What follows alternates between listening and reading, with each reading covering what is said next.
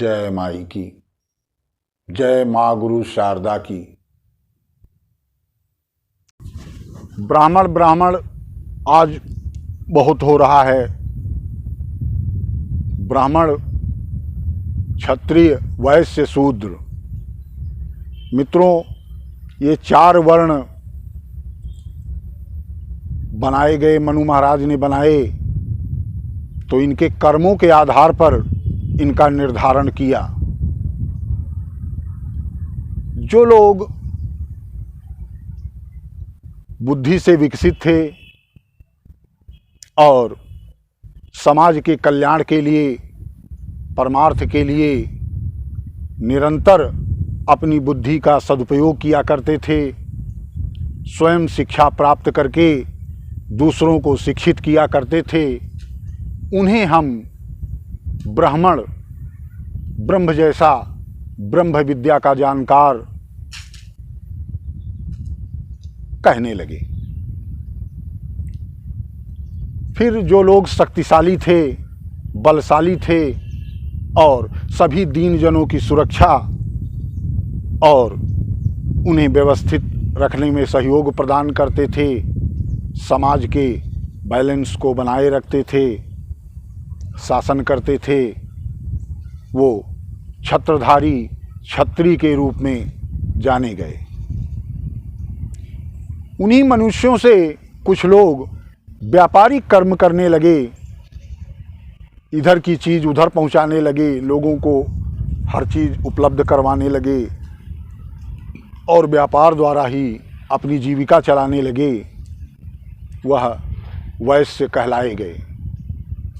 और जो अल्प बुद्धि वाले, पशु योनियों से सीधे मनुष्य योनि में प्रवेश करने वाले क्षुद्र लोग थे।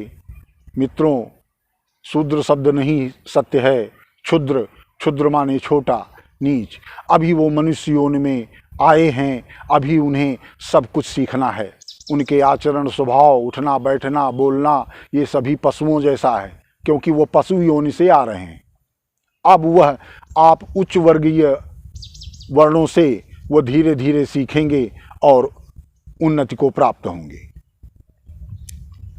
उन्हें क्षुद्र कहा जाने लगा। मित्रों, ब्राह्मण के कुल में जन्म लेने मात्र से कोई ब्राह्मण नहीं हो जाता। जन्मते जायते शूद्र। जन्म से सभी क्षुद्र ही, छोटे ही, नीच ही, अज्ञानी ही जन्म लेते हैं। परंतु कर्म, आचरण और व्यवहार से वह शिक्षित होकर के अन्य योनियों में प्रवेश पाते हैं, अन्य वर्णों में प्रवेश पाते हैं। मान लिया कोई ब्राह्मण के घर में जन्म लेता है और परदेश में जा कर के जीविकोपार्जन के लिए वो नाई की दुकान खोलता है, क्योंकि उसके सिवा उसे कुछ और आता नहीं। तो वहाँ के लोग उसे नाई ही कहेंगे, ब्राह्मण नहीं कहेंगे। पंडित कोई जाति नहीं है। पंडित का तो अर्थ होता है किसी विषय का मास्टर, खलीफा, उस्ताद, किसी विषय का। जो कर्मकांड में निष्णात हैं, पारंगत हैं, उन्हें कर्मकांड का पंडित कहा जाता है। जो चिकित्सा विज्ञान में निष्णात हैं, उन्हें चिकित्सा विज्ञान का पंडित कहा जाता है। इसी प्रकार से जो जिस विज्ञान में, जिस विद्या में पारंगत होता है, उसे उस विद्या का पंडित, मास्टर, खलीफा या उस्ताद कहा जाता है। यह सभी शब्द एक दूसरे के पर्यायवाची। मित्रों, लेकिन ब्राह्मण का मतलब है बुद्धि से अत्यंत विकसित मनुष्य, जिसके संपूर्ण कार्य सिर्फ मस्तिष्क से संपन्न होते हैं। वह दुराचरण, दुर्व्यवहार नहीं करता, परमार्थ कार्यों में सदा निरत रहता है। मित्रों, ब्राह्मण सिर्फ कहने से ब्राह्मण नहीं हो जाता।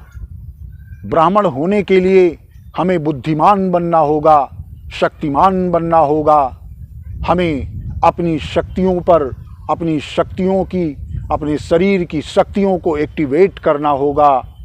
हमें अपने पूर्वजों द्वारा बताए गए मार्गों का अनुसरण करना होगा। हम उन ऋषियों मुनियों की संतानें, आज हमारी क्या दुर्गति है, आज हमारी क्या दशा है। मैं जब देखता हूँ समाज में कि ब्राह्मण के बच्चे मजदूरी कर रहे हैं, ब्राह्मण के बच्चे उल्टे सीधे कार्य कर रहे हैं, किसी भी वर्ण के बच्चे अपनी वर्ण व्यवस्था को भी नहीं कायम रख सके, वह कोई भी उचित कार्य नहीं कर सके। परंतु कोई बात नहीं, मैं मानता हूँ कि व्यक्ति कहीं भी जन्म ले, परंतु वह अपने आचरण और अपने कर्मों से जाना जाता है। जन्म से नहीं, हमारे आचरण और कर्मों से हमारी पहचान हुआ करती है। इस समाज में इतिहास भरा पड़ा है कि लोग क्षुद्र कुल में उत्पन्न होकर भी ब्राह्मणत्व को प्राप्त किए, क्षत्रिय कुल में उत्पन्न होकर भी ब्राह्मणत्व को प्राप्त किए। तो ब्राह्मणत्व कोई जाति नहीं, जाति तो हमारी सिर्फ मनुष्य की है, मानव की है। ब्राह्मणत्व भी एक उपाधि है और इसे कोई भी अच्छे आचरण और अपनी बुद्धि को एक्टिवेट करके अपने मनुष्य शरीर के अंदर उपस्थित शक्तियों को जगाकर, अपने देवत्व को जगाकर परमार्थी और परस्वार्थी कार्यों में लग करके वह शिक्षित और शिक्षा का दान दे करके हमारे समाज को जगाता हुआ, हमारे समाज को एक्टिवेट करता हुआ आगे चले, वही ब्राह्मण है। ब्राह्मण का अर्थ है कि हम सभी को समान रूप से शक्तिशाली और उन्हें उन्नत बनाएं और उनका मार्गदर्शन करें।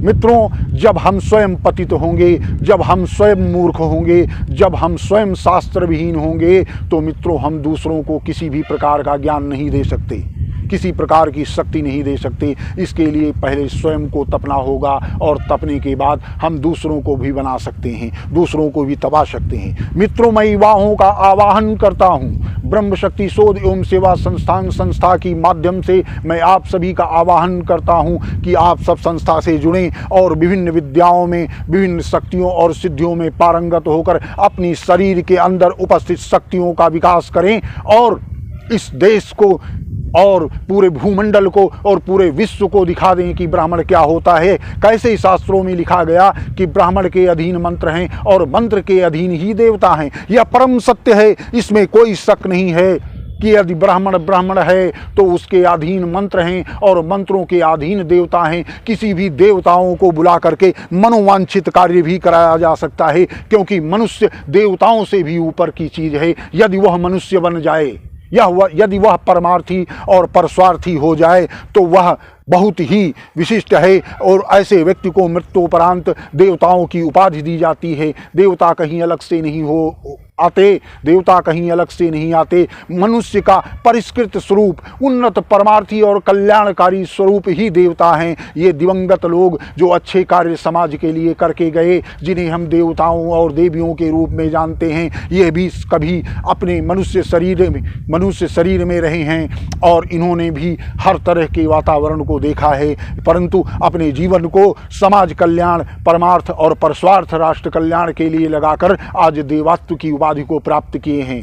मित्रों, स्वार्थी व्यक्ति मनुष्य भी नहीं हो सकता, देवता बनना तो बड़ी दूर की बात है। जो परमार्थी व्यक्ति होता है ऐसा ही व्यक्ति मनुष्य माना गया है और मनुष्य का परिष्कृत स्वरूप जब समस्त सिद्धियों और शक्तियों को प्राप्त कर अपनी कुंडलिनी चक्रों को एक्टिव कर लेता है, तब वह मनुष्य देवताओं की श्रेणी में प्राप्त हो जाता है और शून्य चक्र दशम द्वार से शरीर से बाहर निकलने के बाद इस जीवन में कभी उसे शरीर की आवश्यकता नहीं होती और वह मुक्त रहता है। प्रकृति का कोई नियम उसके ऊपर लागू नहीं होता है, वह स्वतंत्र सत्ता बन जाता है जिसे हम देवताओं के रूप में मानते हैं। ऐसे बहुत से लोग हुए हैं जिन्होंने अपनी साधना और अपनी शक्तियों के बल पर अपनी एनर्जी, अपने शरीर के अंदर उपस्थित चक्रों को एक्टिवेट करके उन शक्तियों को प्राप्त करके परमार्थी कार्य करते हुए देवताओं की सीट पर, देवताओं पर विजय प्राप्त की और देवताओं के कुल में उत्पन्न होकर के देवताओं की श्रेणी में पहुंच चुके हैं।